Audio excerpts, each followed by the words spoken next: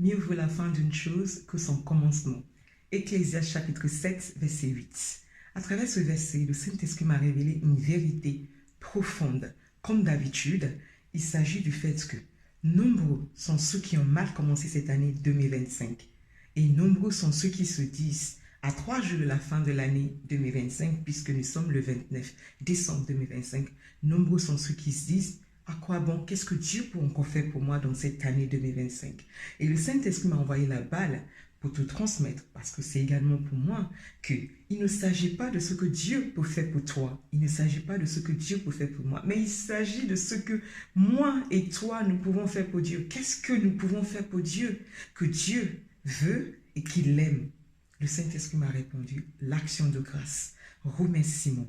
Remercions Dieu pour qui il est. Si nous ne savons pas quoi lui dire pour cette année, si nous ne nous rappelons plus de toutes les choses qu'il a fait pour nous, tout simplement, dis-lui merci pour qui il est.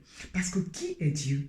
C'est vraiment la garantie de qui nous sommes et de qui nous serons. Pourquoi? Parce que Dieu est fiable, il est bon, il est juste, il est miséricordieux, il est bon, il est rempli d'amour. Remercions-le pour tout simplement qui il est. Qui est Dieu?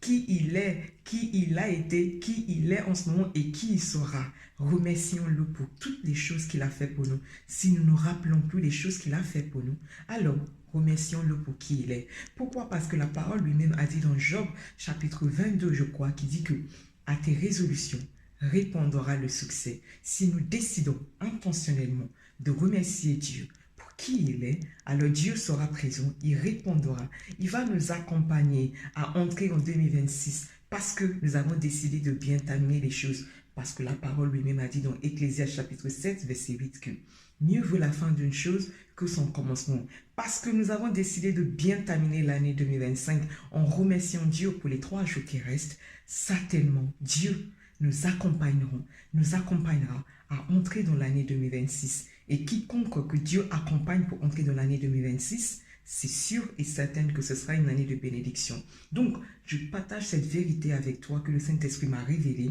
Je prie que cette grâce qui consiste à adorer Dieu, malgré le fait que nous n'avons pas l'exaucement de nos prières, malgré le fait qu'il y a beaucoup de choses qui ne vont pas et que nous avons décidé intentionnellement de remercier Dieu, que la grâce qui réside dans le remerciement de Dieu repose sur nous et nous accompagne surtout à adorer Dieu tout au long de cette année 2025 et également tout au long de l'année 2026. Au nom de Jésus-Christ.